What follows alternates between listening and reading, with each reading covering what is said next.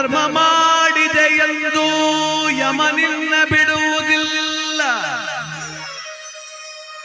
ಕೂಡಿಟ್ಟು ಹಣವ ಕಟ್ಟಿದ ಮನೆಯೊಳಗೆ ನಿನಗೆ ಜಾಗವಿಲ್ಲ.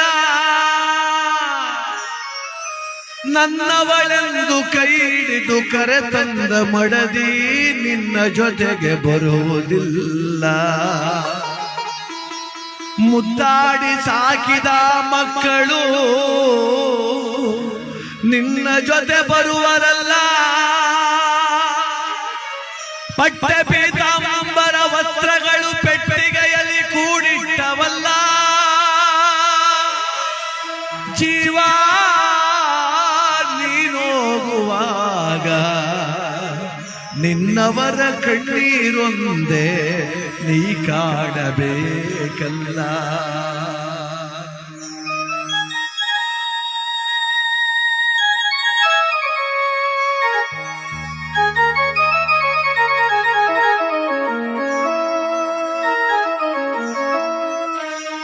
ದಿಂಬಾದಲ್ಲಿರುವ ಜೀವ ಕಂಬಸೂತ್ರ ಬೊಂಬೆಯಂತೆ. ದಿಂಬಾದಲ್ಲಿರುವ ಜೀವ ಕಂಬಸೂತ್ರ ಬೊಂಬೆಯಂತೆ. ಎಂದಿಗಾದರೊಂದು ದಿನ ಸಾವು ತಪ್ಪದೋ, ಸಾವು ತಪ್ಪದೋ. ದಿಂಬಾದಲ್ಲಿರುವ ಜೀವ ಕಂಬಸೂತ್ರ ಬೊಂಬೆಯಂತೆ. ಎಂದಿಗಾದರೊಂದು ದಿನ ಸಾವು ತಪ್ಪದೋ, ಸಾವು ತಪ್ಪದೋ.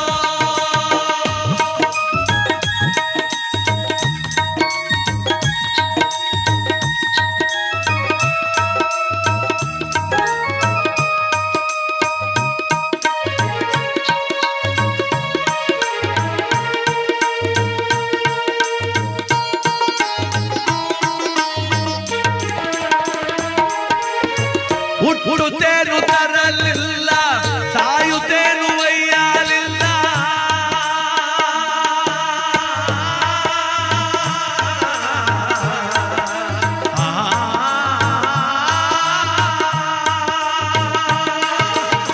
ಹುಟ್ಟುತ್ತೇನು ತರಲಿಲ್ಲ, ಸಾಯುತ್ತೇನು ಒಯ್ಯಲಿಲ್ಲ. ಸುಟ್ಟು ಸುಟ್ಟು ಸುಣ್ಣಾದರಳು ಆಯಿತಿದೆ. ಪ್ರತಿ ಕ್ಷಣ ನೋಡ್ತೀವಿ, ಹುಟ್ಟು ಸಾವು ನೋಡ್ತಾನೆ ಇದು ಜಗತ್ತಲ್ಲಿ. ಒಂದು ದಿವಸಕ್ಕೆ ಅದೆಷ್ಟು ಜನ ಹುಡ್ತಾರೋ, ಒಂದಿನಕ್ಕೆ ಅದೆಷ್ಟು ಜನ ಸಾಯ್ತಾರೋ. ಆ ಸತ್ಯ ಗೊತ್ತು ನಮಗೆ. ಒತ್ಕೊಂಡಾಗೇನು ಹೋಗ್ಲಿಲ್ಲ, ಬಂದಾಗೇನು ತರಲಿಲ್ಲ. ಅದ್ರ ಮಧ್ಯೆ ಹಾಳಾದ ಭಾವ ಬಿಡ್ತಿಲ್ಲ. ಹೋಗೋತು 3 ಎಕರೆ ಗದ್ದೆ ತೆಗೆದು ಬಿಡ್ಬೇಕು, ನಾ ಸಾಯತ್ತಿಗೆ 4 ಮನೆ ಕಟ್ಬಿಡ್ಬೇಕು, ನನ್ನ ಮಕ್ಕಳು ಹೆಂಡ್ತಿ ಭಾಳ ಸೇಫ್ಟಿ ಆಗಿದ್ಬಿಡು.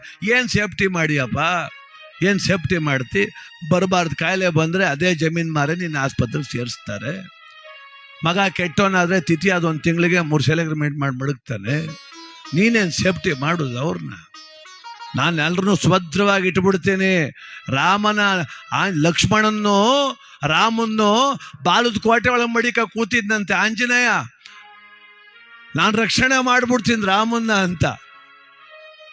ಅವನ ಮಹಿರಾವಣ ಬಂದು ನೆಲದೆಲ್ಲ ಕೊರ್ಕೊಂಡು ಹೊತ್ಕೊಂಡು ಹೊಂಟೋಗ್ಬಿಟ್ಟ ಅವರ. ಹಂಗೆ ನಮ್ಮ ಜೀವನ. ನಾವ್ಯಾರನ್ನೂ ಕೂಡ ಸೇಫ್ಟಿ ಮಾಡಿ ಇಟ್ಬಿಟ್ರೆ, ನಾನು ಆಸ್ತಿ ಮಾಡಿ ಇಟ್ಬಿಟ್ರಲ್ಲ, ನನ್ನ ಮಕ್ಕಳು ಚೆನ್ನಾಗಿರ್ತಾರೆ. ಅದಕ್ಕೆ ಹುಟ್ಟುತ್ತೇನು ತರಲಿಲ್ಲ, ಸಾಯುತ್ತೇನು ಒಯ್ಯಲಿಲ್ಲ. ಸುಟ್ಟು ಸುಟ್ಟು ಸುಣ್ಣಾದರಳು ಆಯಿತಿ ದೇಹ, ಆಯಿತಿ ದೇಹ. ಹೊಟ್ಟೆ ಬಲು ಕೆಟ್ಟದ್ದೆಂದು ಎಷ್ಟು ಕಷ್ಟಪಟ್ಟೆಯ ಪ್ರಾಣಿ. ಹೊಟ್ಟೆ ಬಲು ಕೆಟ್ಟದ್ದೆಂದು ಎಷ್ಟು ಕಷ್ಟ ಮಾಡಿದರು. ಬಿಟ್ಟು ಹೋಗುವಾಗ ಗೇಣು ಬಟ್ಟೆ ಕಾಣದೋ, ಬಟ್ಟೆ ಕಾಣದೋ. ನೋಡಿ, ವೆಂಕಟೇಶಣ್ಣ ಕೂಡಿಟ್ರು ಹಣ ಅಂತ 5,000 ಕೈ ಕೊಟ್ಟು ಕಳಿಸಿವ. ವಸ್ತೊಂದು ಬಟ್ಟೆ ಉಡ್ಸ್ಬಿಟ್ಟು ಅರ್ಧ ಹಾಕ್ಬಿಟ್ಟು ಕಳಿಸಿರೋದು ನಾವು. ಬಿಟ್ಟು ಹೋಗುವಾಗ ಗೇಣು ಬಟ್ಟೆ ಕಾಣದೋ. 1 ಗ್ರಾಮ್ ಚಿನ್ನ ಬಿಡೋದಿಲ್ಲ ದೇಹದ ಮೇಲೆ. ನಮ್ಮ ಸ್ನೇಹಿತ ಹೆಂಡತಿ ತುರೋಗ್ಬಿಟ್ಟಿದ್ಲು ಮೊನ್ನೆ. ಹೋಗಿದ್ದೆ, ಅಳ್ತಾವನ್, ಬಾಪ ಉಮೇಶ್ ಬಾರೋ, ನೋಡಪ್ಪ ನನ್ನ ಮನೆ ಹಿಂಗಾಗೋಯ್ತಲ್ಲೋ, ನನ್ನ ಮನೆ ಮಹಾಲಕ್ಷ್ಮಿ ಹೆಂಗೆ ಹೊಂಟೋದ್ಲು ನೋಡೋ, ಹೆಂಗೆ ಮನ್ಗವಳು ನೋಡೋ. ಬಡತನ ಕಿತ್ಕ ತಿಂತಿದ್ಕನೋ, ಮದುವೆ ಮಾಡ್ಕೊ ಬಂದ್ಮೇಲೆ ನನ್ನ ಮನೆ ಐಶ್ವರ್ಯ ಉಕ್ಬಿಡ್ತು. ಅವಳು ಮದುವೆ ಮಾಡ್ಕೊಂಡ್ಮೇಲೆ 4 ಎಕರೆ ಗದ್ದೆ ತಗೊಂಡೆ, 3 ಮನೆ ಕಟ್ತೆ, 3 ಮಕ್ಳು ಮದುವೆ ಮಾಡಿದೆ, 1.5 kg ಚಿನ್ನ ಮಾಡಿಸ್ದೆ, 5 kg ಬೆಳ್ಳಿ ಮಾಡಿಸ್ದೆ, 3 ಕಾರು ತಂದೆ, ಚರ್ಮೇನೆಲ್ಲ ಆದ್ನಲ್ಲೋ. ಅವಳೇ ಹೊಂಟೋದ್ಮೇಲೆ ಮನೆ ಯಾಕೆ, ಮಠವೆ ಯಾಕೆ, ಆಸ್ತಿ ಯಾಕೆ, ಒಡವೆ ಯಾಕೆ, ವಸ್ತ್ರವೇ ಯಾಕೆ, ಥೂ ನಂದೊಂದು ಜನ್ಮ.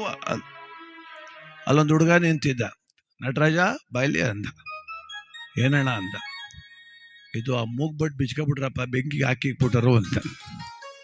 ಮನೆ ಮಠ ಏನು ಬೇಡವಂತೆ, 3 ಗ್ರಾಮ್ ಚಿನ್ನ ಬೇಯಿಸ್ಬಿಡ್ತಾರೆ ಅಂತ ಯೋಚನೆ ಬಂದು ಕೂತ್ಗೆ ಮ್ಯಾಕೆ ನಮ್ಮ ಜೀವನ. ಅದಕ್ಕೆ ಮಹನೀಯರು ಜ್ಞಾನಿಗಳು ಹೇಳ್ತಾರೆ ಬಂಧುಗಳೇ, 10-8 ಲಕ್ಷ ಗಳಿಸಿ ಮತ್ತೆ ಸಾಲದೆಂದು ಬರರ, 10-8 ಲಕ್ಷ ಗಳಿಸಿ ಮತ್ತೆ ಸಾಲದೆಂದು ಬರರ, ಅರ್ಥಕ್ಕಾಗಿ ಆಸೆ ಪಟ್ಟು ನ್ಯಾಯ ಮಾಡುವರೋ, ಸುಳ್ಳು ನ್ಯಾಯ ಮಾಡುವರೋ, ಬಿದ್ದ ಬೆಳಸು ತನ್ನ ತೆಂಬು ವ್ಯರ್ಥ ಚಿಂತೆ ಮಾಡಿ ಬರಿದೆ, ಬಿದ್ದ ಬೆಳಸು ತನ್ನ ತೆಂಬು ವ್ಯರ್ಥ ಚಿಂತೆ ಮಾಡಿ ಬರಿದೆ, ಸತ್ತು ಹೋದ ಮೇಲೆ ಅರ್ಥ ಯಾರಿಗಾವುದೋ, ಯಾರಿಗಾವುದೋ. ಕಟ್ಬಿಟ್ರೆ ಆಗ್ಲಿಲ್ಲ, ಆ ಸಂತೋಷ ನೋಡಕ್ಕೆ ಬಿಡ್ಬೇಕಲ್ಲ ದೇವರು. ಚಾಮರಾಜನಗರ ಜಿಲ್ಲೆ ಯಳಂದೂರು ತಾಲೂಕು ರೈಚಂಬಳ್ಳಿ ಎನ್ನುವುದು ಒಂದು ಗ್ರಾಮ. ಅಲ್ಲಿ ನಂಜುಂಡಸ್ವಾಮಿ ಅಂತ ಒಬ್ಬರು ಪಾಪ ಹಾಲು ಮತದ ಜನಾಂಗದ ನಾಯಕರು. ಅವರು ಕ್ರಾಂತಿವೀರ ಸಂಗೊಳ್ಳಿ ರಾಯಣ್ಣನ ಮಹಾದ್ವಾರ ಕಟ್ಸಿದ್ರು ಪಾಪ ಅವ್ರ ಊರಲ್ಲಿ. 6 ತಿಂಗಳು ಮೊದಲೇ ನಂಗೆ ಫೋನ್ ಮಾಡಿದ್ರು, ಅದು ಉದ್ಘಾಟನೆಗೆ ನೀವು ಆಡ್ಬೇಕು ಸ್ವಾಮಿ, ನಮ್ಮೂರಿಗೆ ಬಂದು ನಂಗೆ ಭಾಳ ಆಸೆ ಕರೆಸ್ಬೇಕು ಅಂತ ನಂಜುಂಡಸ್ವಾಮಿ ಅಂತ ಅವ್ರ ಹೆಸರು, ರೈಚಂಬಳ್ಳಿ ಗ್ರಾಮ. ಆಯ್ತು ಸರ್ ಅಂದೆ.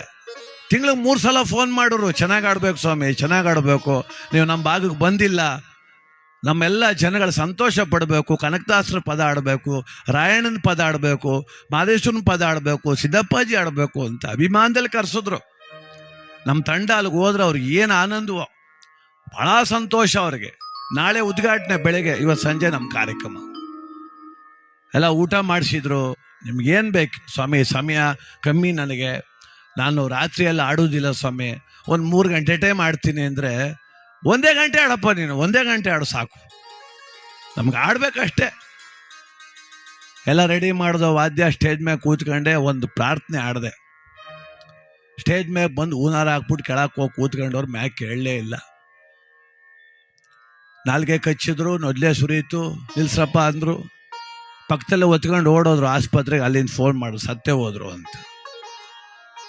ಎಷ್ಟು ಚಂದ ಕಟ್ಟಡ ಕಟ್ಸಿ, ಎಷ್ಟು ಮಹದ್ವಾರ ಕಟ್ಸಿ, ಎಷ್ಟು ಚೆನ್ನಾಗಿ ಕರೆಸಿ ಅನ್ನ ಹಾಕ್ಬೇಕು ಅಂತ ಆಸೆ ಇಟ್ಟು ಮನುಷ್ಯನ ಭಗವಂತ ಉದ್ಘಾಟನೆ ನೋಡಕ್ ಬಿಡ್ಲಿಲ್ಲಲ್ರಿ.